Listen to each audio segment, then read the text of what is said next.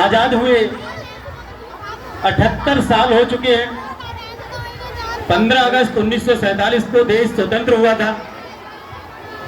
उससे पहले हमारे देश में अंग्रेजों का बोलबाला था, अंग्रेजों का शासन चलता था और हम अंग्रेजों के गुलाम थे। लेकिन अंग्रेजों ने कई वर्षों तक, कई 100 वर्षों तक शासन किया।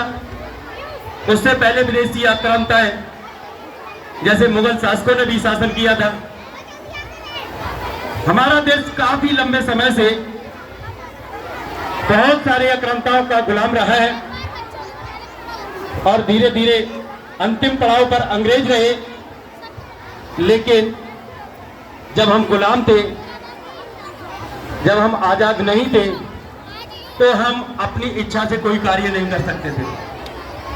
गुलामी क्या होती है ये तो वो लोग अच्छे से बता सकते हैं जिन्होंने गुलामी देखी है, दास्तां को देखा है।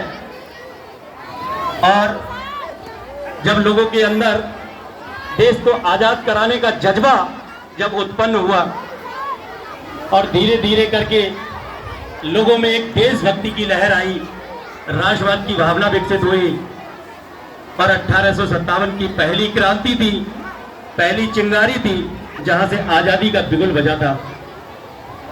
और 1857 की क्रांति से लेकर के 1947 की आजादी तक ये लगभग 90 वर्षों का जो कार्यकाल रहा था, इसमें हमारे देश के लोगों ने, देश के क्रांतिकारियों ने, स्वतंत्रता सेनानियों ने अपने जीवन का बलिदान देकर के अंग्रेजों को भारत से भगाने का काम किया था और देश को आजादी दिलाई।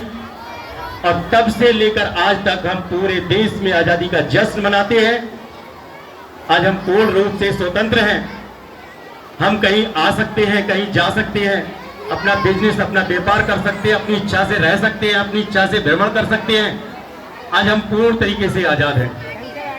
पर यही आजादी देश को लोकतांत्रिक व्यवस्था की ओर लेके जाती है, क्योंकि आज हम पूर्ण रूप से आजाद हैं, अपने अधिकारों का उपयोग करते हैं।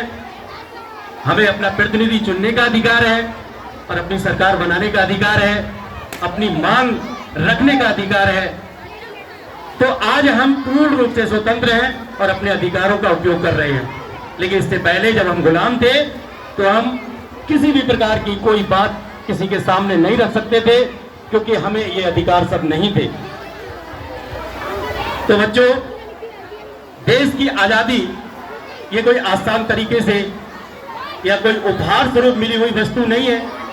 देश की आजादी बहुत ही मुश्किल संघर्ष और कई लोगों के जीवन को देने के बाद में ये आजादी मिली थी। कितने लोगों की जान गई थी, कितनी माताओं की गोदें सूनी हो गई थी और कितनी बहनों के पति चले गए थे।